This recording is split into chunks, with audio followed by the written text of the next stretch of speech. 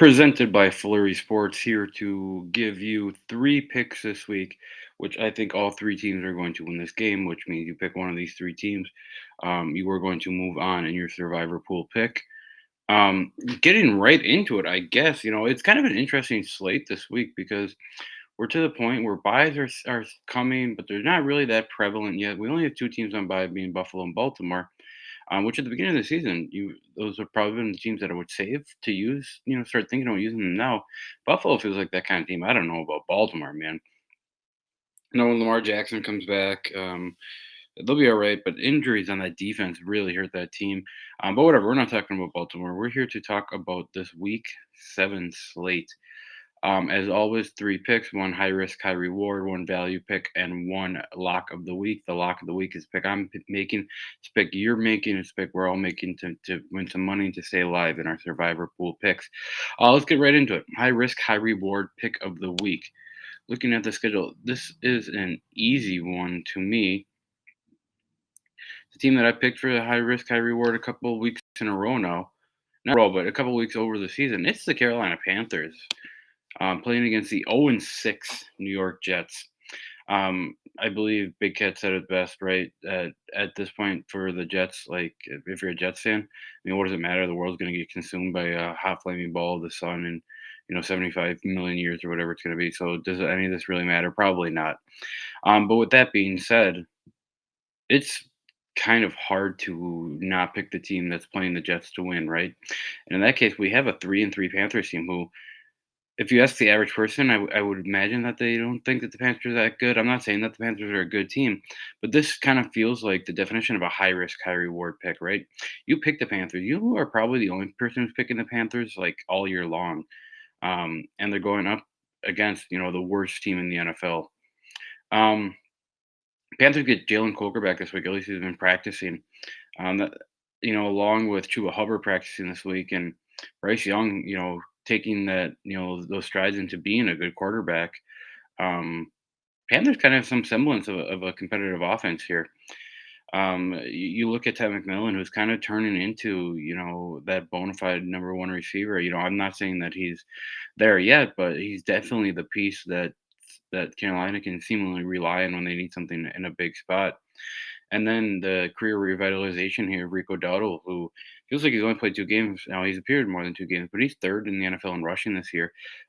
He's been dominating the ground. The Panthers' offensive line has really been dominating. They're riding a two-game win streak right now, trying to make it three and get above 500. And what better team to do it against than the New York Jets?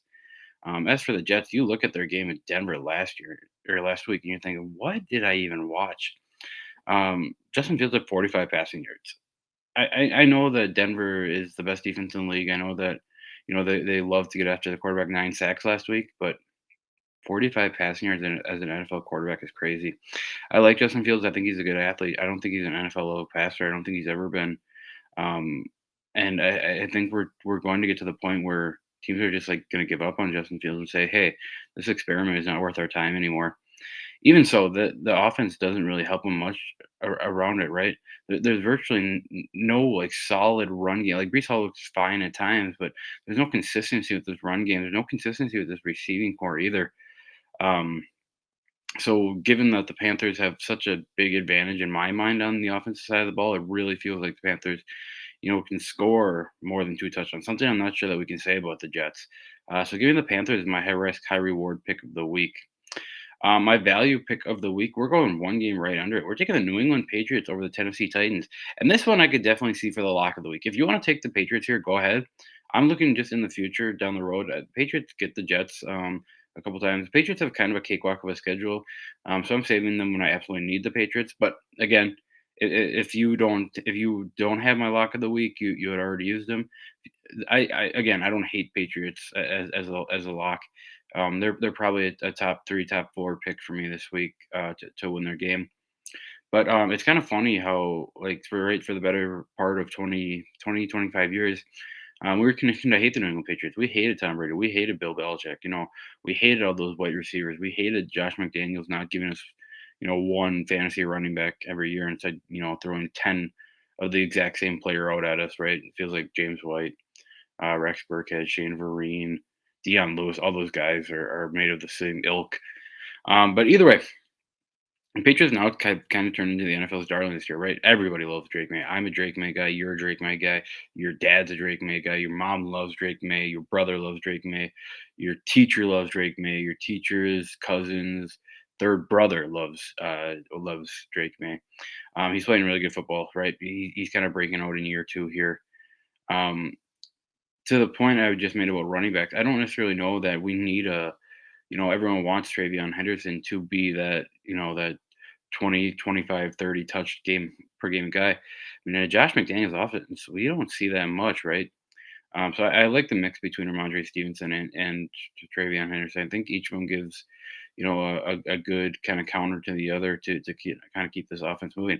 And adding that with Drake May's rushing ability, I think the rushing offense is really what's helping Drake May take that next step. On top of on top of Stephon Diggs, just like looking like he's 27 years old, Hunter Henry being an awesome, reliable target over the middle. This Patriots offense all of a sudden looks like it can compete for the first time really since Brady was there. And the defense is playing well too under Mike Vrabel. So we're going up against the Titans team who should be 0-6. They kind of fell into a win with Arizona just collapsing. Um, but other than Cam Ward still does not have the pieces around him to really be, this is what we were looking for in Cam Ward. I'm really excited about him. Now, I'm not saying that he's a bad quarterback. Again, he's in his rookie year. He's got probably 15, 16 years in this league left. But things aren't off to a hot start for him. There's nothing that scares you on this Tennessee offense. There's nothing that scares you on this Tennessee defense. Like to me, Patriots just outmatch the Titans here. The Titans are probably second or third worst team in the NFL. So take the value here, take the Patriots, which probably can fit into a lock of the week, just by criteria of a good team with a a great matchup. But I'm just going to take them as a value because I feel like we have an idea what the Patriots are. We just want to see them more, to really kind of nail that down. So, like I said, give me the Patriots in this game for my value pick of the week.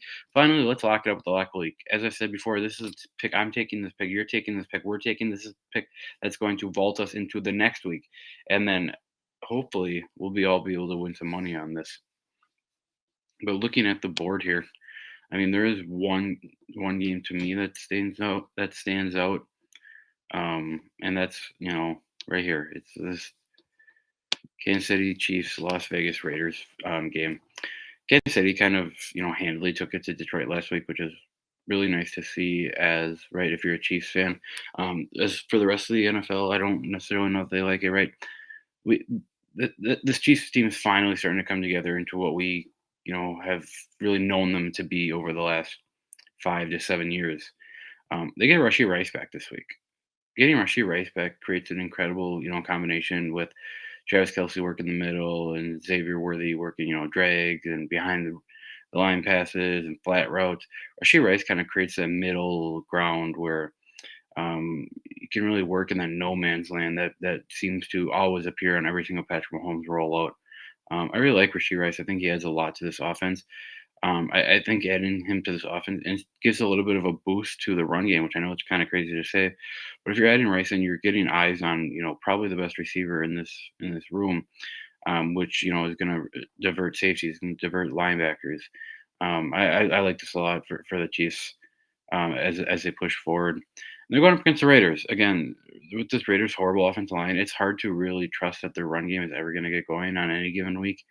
And I really think that's what they need to get going for Geno Smith to kind of settle in and not throw these, backbreaking interceptions. I love Ashton Genty, but he's only going so far as blockers are going to take him.